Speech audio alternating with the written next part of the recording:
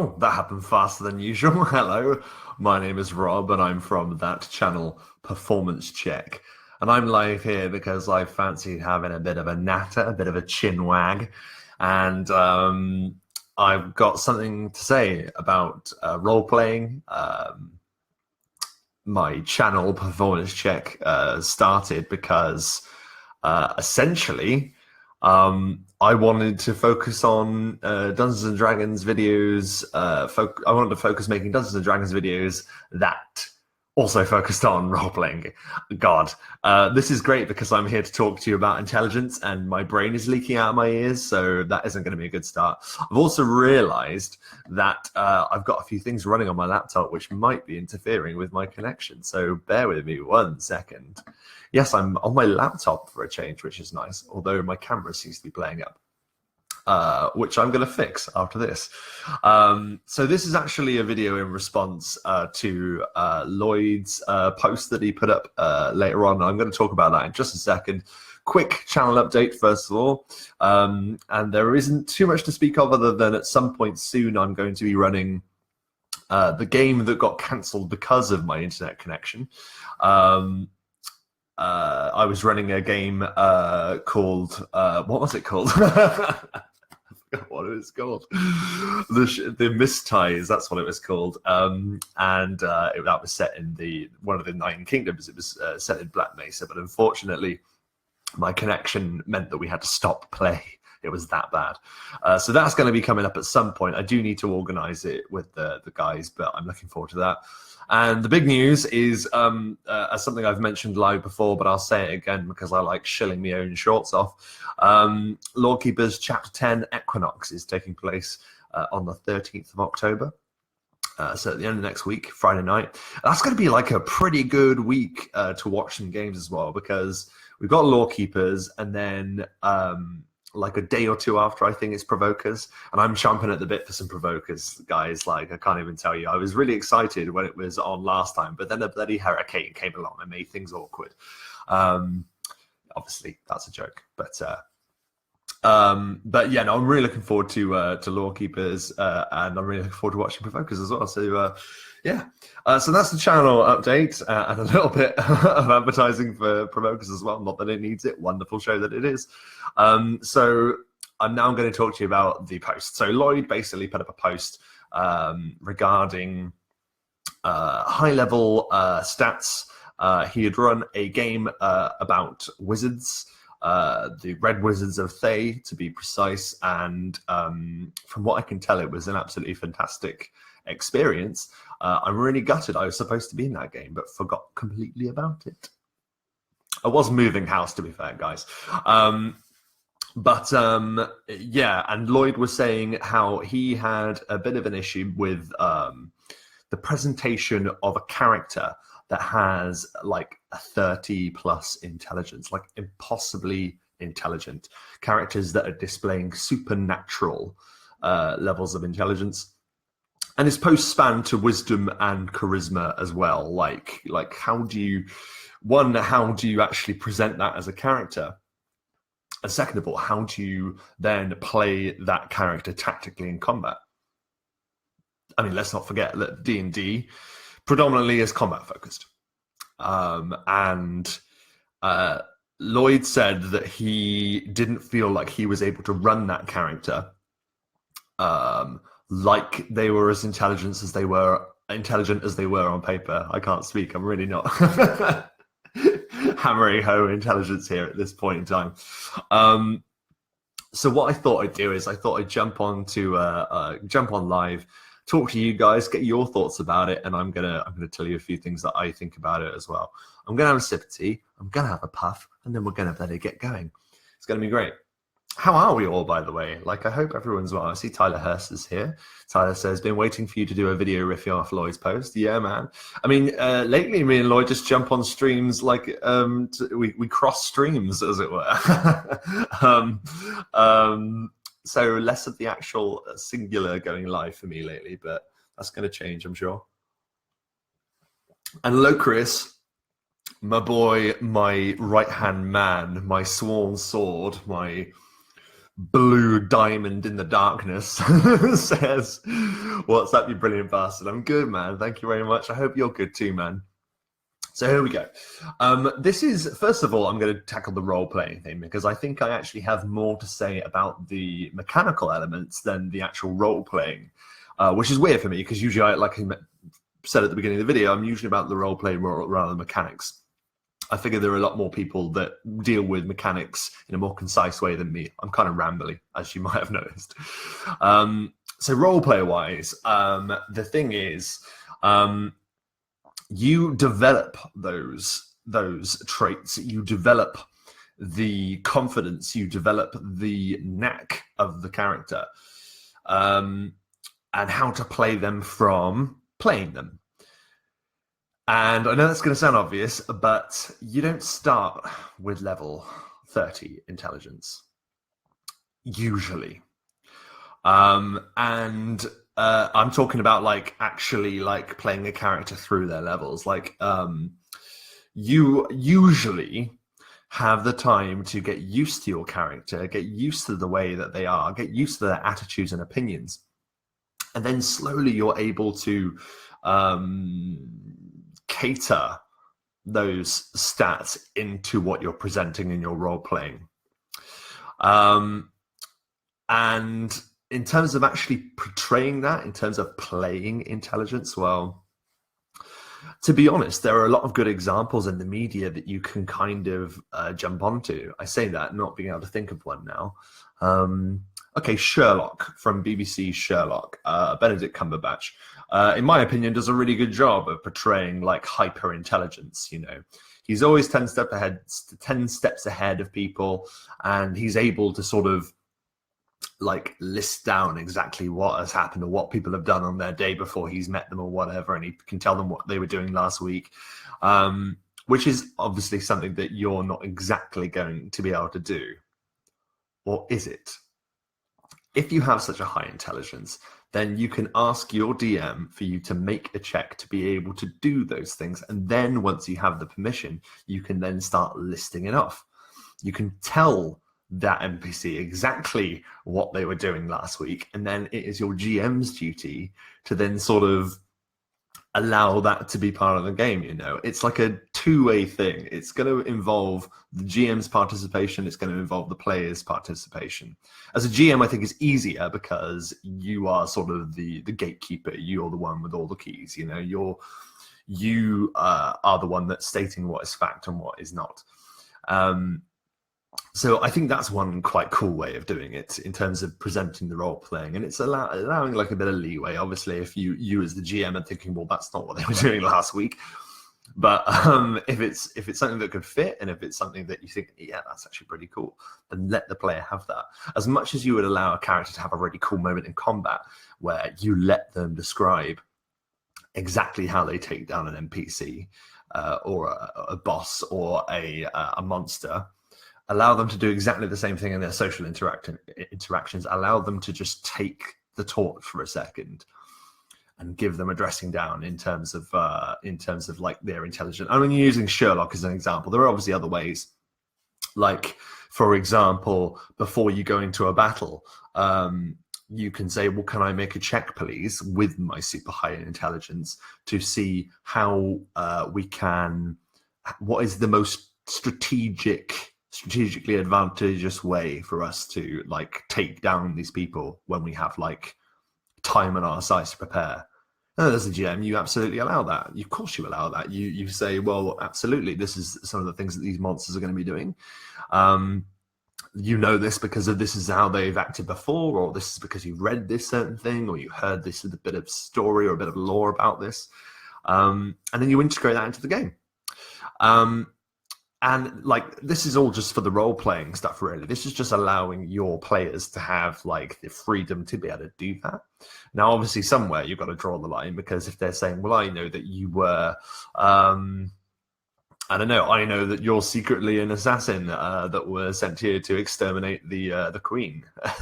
And the GM will be like, no, they're not. So you obviously can't take the piss, but there are some ways that you can collaboratively pull off the fact that your character in role-playing has a higher intelligence. Now, going back to the tactical side of this, and by the way, guys, for those of you watching, I would love to hear how you think you could portray like someone of a like someone with like 30 in intelligence or something. You know, like how would you do it? I'm going to try and talk about wisdom and charisma as well, but I thought I'd tackle intelligence because that's the one that was predominantly mentioned. So I'd love to hear from you.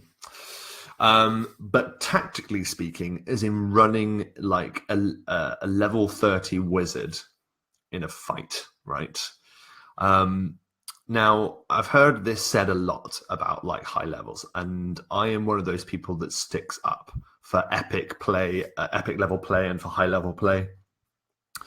And the reason I do that is because I believe, I understand that epic level play and high level play is something that should be earned. It is something that you progress to.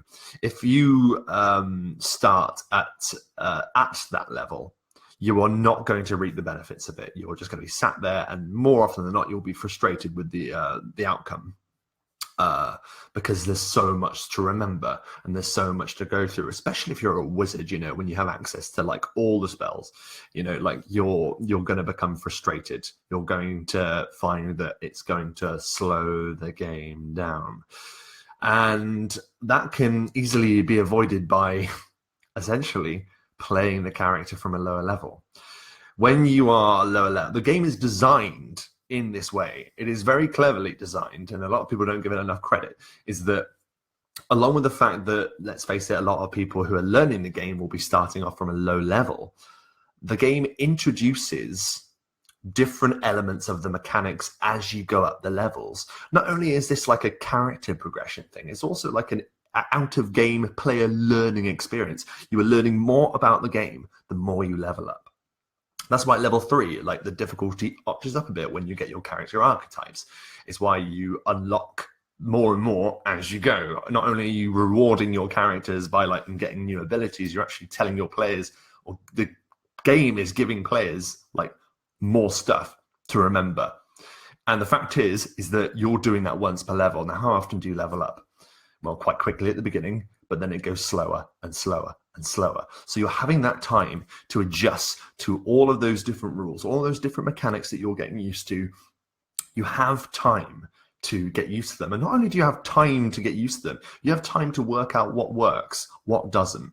I played an epic level sorcerer, and he got to like level 30. And by the end of it, I had like a tactic, I had a spell, I had like anything for any situation. He was ready. And I felt like he was a character that had the charisma and sort of the experience, because your sorcerer is charisma, not intelligence, but like, you know, he had the experience where he could walk into this situation and he was confident in the fact that he could basically prevent anything. And it's because I earned that. It's because I played Valdane from like level, in fact, I think he started level 1, level 1 to level 30. And I was able to sort of to decide what worked and what didn't. Certain characters have different combos. That's the way I try and call it. Like one of his combos was to go Wall of Force, surround the enemy Wall of Force, Sphere of Ultimate Destruction. With a Sphere of Ultimate Destruction would then appear in the Wall of Force and turf them up like a blender in the middle of the Wall of Force. You know, I would lock people down with Wall of Force. You know, he would like one of the first things he would do is like put mage armor on or fly into the air so people couldn't touch him. Like he had a contingency for everything. And that is something that you learn. It isn't something you can just jump in and do. It's something that you have to get used to. Like a normal human being, you have to get used to performing different actions and different strategies. You might be playing a level 30 wizard that can do these things, but until you've actually played that wizard up to that point, you are never going to be able to achieve the effect that you want to. That's the issue with jumping into a high level game when you've never done it before, or rather you've not played that character before. Rather, you know, you have to understand that if you're going to run a high level game. And yeah, like I think the rest of it speaks for itself. And I think it's a really great reward, especially when you've like committed to a character for so long. So I see there's some people talking in the chat, so I will address those comments. Just kind of a sip of tea. And I would like to point out, I don't think there's anything wrong with starting a high level, especially if you just want like a one shot. Obviously, Lloyd isn't going to run a game where he has 4 wizards in a high magic setting, because Lloyd typically doesn't like that kind of game. He wants to do it one and done. That's absolutely fine. And with that, you have to understand that, you know, you're not going to be able to run that character like you might possibly want to, unless you've like, you know, you really, really, really, I don't know. I think it just has to be sort of a gradually learned thing for you to get the best out of that character, I think, anyway.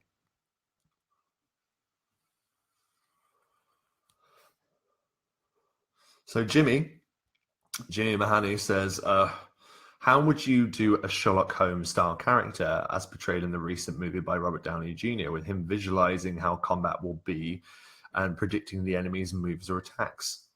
Well, that's absolutely something that you could do. But again, I think that would fall into the what I was describing earlier, which was it's something that should be discussed with your GM, first of all. Like I used the Benedict Cumberbatch Sherlock as like an example. Like, you can say to your DM as your player, like, I've got this level of intelligence, like I'm a really tactically minded individual. Is there any way to see, like, or to work out exactly the kind of people that are going to be like operating in that manner? And I think with a level 30 intelligence, you can justify that to your DM. You're like, look, I'm one of the smartest people on the planet. If anyone's going to know how these guys are going to operate, it's me. And, you know, if I was that DM, I would say, yeah, absolutely, this is what's going to happen. Now, it'd have to take a check. Like, everything has to be earned. Like, he could fail that check. I could give him false information and go, if he didn't roll high enough, I go, yeah, you think this is going to happen, maybe, but who knows, you know? So I think that would be a cool way of approaching it. I like to think that there could be some way of, I don't know, maybe even determining the combat before it happens and then going back to that moment. Like in the second Robert Downey Jr. Sherlock Holmes, he sees the fight that occurs between, and this is spoilers, by the way, if you haven't seen, what was it called? Was it like Web of Shadows or something like that? Anyway, spoilers, but Sherlock Holmes looks at Professor Moriarty, and he does that whole thing that he usually does, where like he predicts what's going to happen in the fight, and then he sees that he's going to lose. He's going to lose if he does everything that he thinks he should do to beat Moriarty. So in the end, he switches his game up and he does something else, which I won't go into if you have not seen it. It's pretty good. I'd say it's all right. It's all right. Locaria says, I ran a game with a charismatic bard whose player was pretty socially awkward, ended up rolling more persuasion checks and minor role play. A different style of play, but it worked. Yeah, absolutely. Like, at the end of the day, like, that's what the numbers and the dice are there for, you know? You know, we're not all just the same as we're not all like level 30 strength barbarians, not all of us anyway. But you know, like, it's just the same. Well, obviously not exactly the same, but like, because you wouldn't be. Anyway, I'm going down a rabbit hole. But yeah, at the end of the day, that's what the dice is there for, you know, to determine those successes, you know. And I think that's fine. Like you say, like, Grace, you're absolutely right. It is a different style of play, but it does work, you know. I don't think that's a bad thing at all either. That's just a different way of doing it. The only thing, like I was saying, that I think is the issue is when it comes to actually tactical prowess or like or things like that in a battle. Like, then the gaps start to appear if you're not acting in the way that a really intelligent person would be in that situation. And that's what I'm trying to deal with in this stream. So Locris then says, ultra high intelligence tactics is tough as a DM. I probably check some D&D and harvest some dirty tricks. There's absolutely so many dirty tricks as well. So many dirty tricks. Like, let me think of one. The sorcerer that I mentioned earlier, like, and I was a bit of a crafty player, and I found that because we were getting to that point where we were in epic level play, we were coming across other people that were also very powerful, which is pretty cool because, like, you know, we'd upped our game. We were like going up against like quasi gods and things like that, and like abominations that had not been seen in a millennia, and they just appear. Like, that's just an example. But what my character worked out pretty early on was that whoever was coming after them, generally speaking, would be like powered up by magical items, because they were the ones that could get them. You know, they'd been around that long, or they were experienced enough that they got to level 30. They, like us, had magical items. So one of the spells that he made sure he learned, which I think in 3.5 was level 8, I believe, not even level 9, which confused me slightly, was a spell called Mordekainen's Disjunction, which essentially made you perform a saving throw for each and every single magical item that you had on you. And if any of them, however many of those saving throws failed, the item would just be done. It would be diffused of any magical power and would just be an ordinary item. So, so they'd be like, oh, Christ, now our armor class is like 12 or something like that, you know, and then they would be easy pickings, you know. So it is about finding dirty tricks, but you only learn those dirty tricks through like experience. Not only is your role-playing your character, but like running your character through encounters, and also just knowing the world as well, like understanding the world. Like, the more that you understand the world, the more sweeping gestures you can make, because you've played in that world quite a lot. So you can say, well, I know this city because I've been here 100 times, you know. Like, you can justify more and more the intelligence you have because of the experience you've had. Whereas if you just started as that level, it's hard to say what they've done and where they've been to learn such things. Chris has brought me into the other one, which is charisma, and I suppose I should probably talk about wisdom as well. I don't know, like, maybe I'll talk about it for a bit. I didn't want this to be too long, but wisdom is, I think, probably the trickiest one.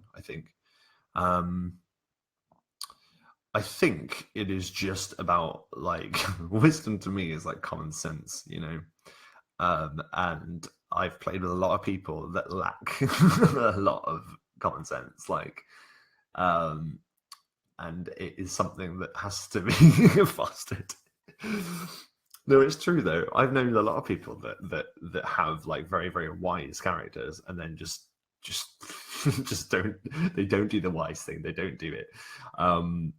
So I'd say that in terms of wisdom, portraying wisdom is obviously, like, it's cool to have like Gandalf moments where you kind of like give sage advice and things like that. So that's one thing I'd say for the role playing. Like, always try and think of advice for other people, maybe, or and try and live by that yourself, you know. Try and live by your own advice, because if you're like throwing advice everywhere and then you don't heed any of it yourself, then you just seem a bit wisdom is a really tricky one.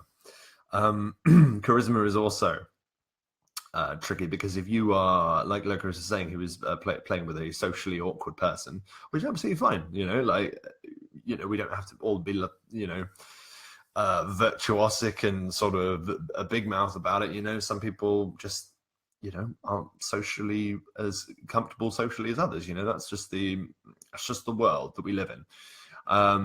So when it comes to playing a charisma character, then yeah, absolutely, you can't just fall back on the roles. You can just say, well, look, I'm not that charismatic, but my character is, and this is what my character got. My character got like a 24. I'm bluffing this guy. You know, which works, which absolutely works. Although weirdly, I found that with a lot of people who aren't really confident that in public an awful lot, when it comes to D&D and when they're actually separating themselves and they're playing their character, become so like sure of themselves and so confident. Like, that's another good thing about our hobby in a way, I think, is because our hobby requires a lot of talking. let's just face it, it does. And I think that is it's just a really good thing. Like, I've heard stories of people in this very community say that D&D is something that really helped me with, like, talking to new people and like getting to know other people. And yeah, so if anything, like, charisma is the one that sort of gets the most a person's real charisma gets the most boost out of D&D. I mean, argue your maths becomes slightly better as well because, in fact, caught me more. Yeah, which reminds me, there was a really oh, my signal dropped for a second. Apologies. Matt Colville just brought out a video which I thought was going to be like a really dull video called Dice Math, and I was like, no, I really like it when you released the video, but I didn't really want to hear about maths. And I watched it, and I was like, actually, that's really cool. Like, that's a really neat way of working out percentage to hit and stuff, and working out your enemy's armor class and stuff like that. It's just cool. So good job, Matt Colville. I'll never see this, but good job. So let me see. I'm going to see. Taylor Jeffrey has joined. Hey, Taylor, how you doing? So Taylor says common sense plus intuition. Absolutely, is what what I was saying. Like you have to be able to display some common sense. And I'm sorry, but some people don't have it. Like some people don't have common sense. Like I know that I tread the line between having common sense and not having common sense sometimes. But I think generally I'm okay. Like especially when it comes to D&D, I'm better at most things in D&D than I am in real life. So that's sad. But never mind. James R. Birch says tactical prowess as an intelligent or super intelligent person would be as an intelligent or super intelligent would be, I think, is easier than people make it out to be. Ask them to make an intelligent based skill check, then reveal to them one of the following or more depending on the role: average HP for the enemies, AC, vulnerabilities, immunities, battle tactics, etc. As for wisdom, I'm a loss. I suppose you would make them very perceptive, etc. Yeah, so I like that idea, man. Actually, that's quite a cool idea. Like, actually giving away some of the stats of things. Like, maybe that's quite a good thing to do. Like I've seen it done before, where people will say, "Well, look, I can do a medicine check, and I can look at my enemy and see like how bad are they looking."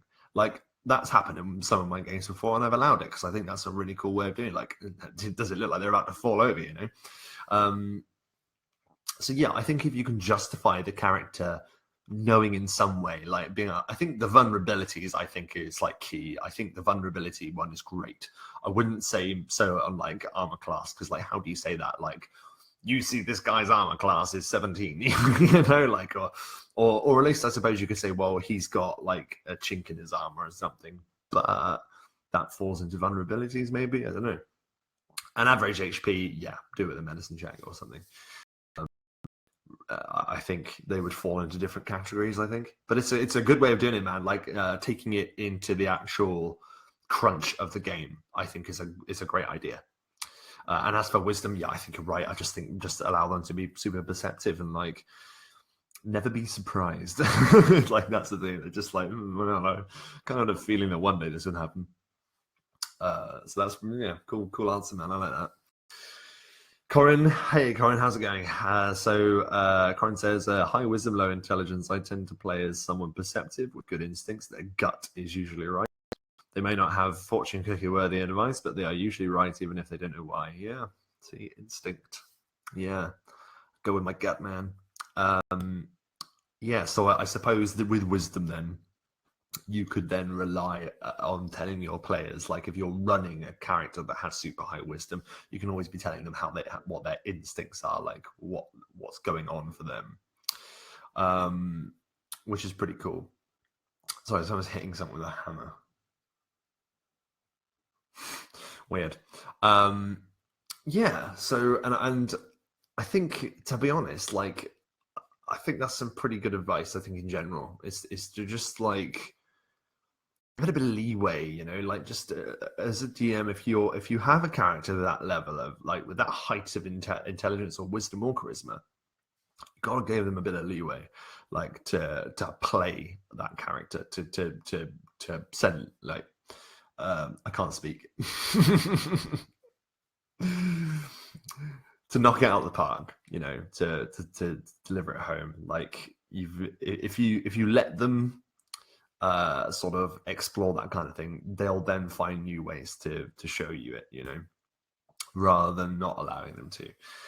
And yes, it is very important to say no to players sometimes, but I think it's equally important to say yes, especially when they're like a super high level character. Like, it's like, well, why would you not let them? You know, what's the point of being a high level character if they can't show off what they're really good at, like their top stat? No more than you would say, oh, well, I'm not going to let you like lift up this ox cart because I'm super strong. No, you would let that happen. I'm pretty sure. I don't know. I'm like you, like I don't know who I'm talking to, in regards to that. But there we go. So yeah, I think that's about it. To be honest, I think that's what I had to say about it. So to summarize, I would say, in terms of role playing, always look for opportunities as the GM. Sort of like, let your players be a little free with how they express how intelligent they are and stuff.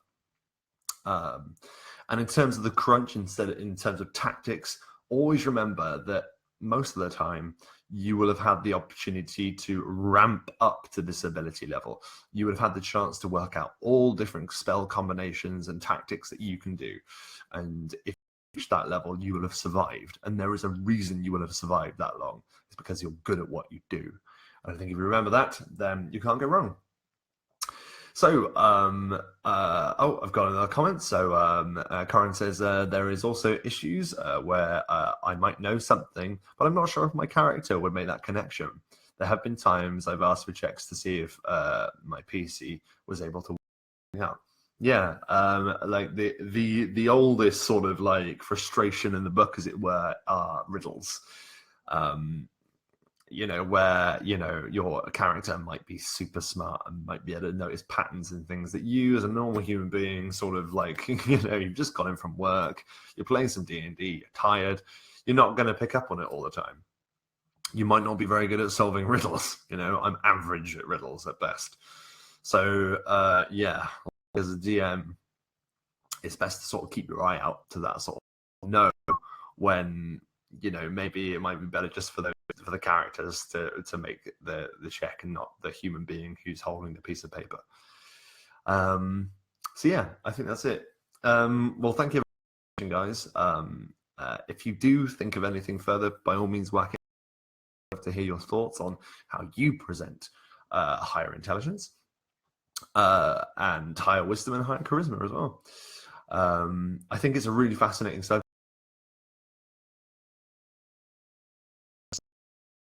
I think it is something that needs to be worked up to.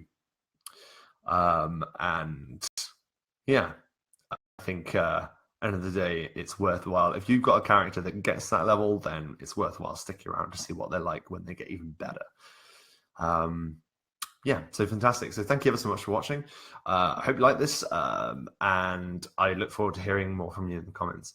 I'm putting this down. There we go. And I'm really stumbling over my own words. I chose the worst stream in the world to sort of not be erudite and not be like successfully communicative. Anyway, thank you very much for watching. I hope that all of your performances are up to standard.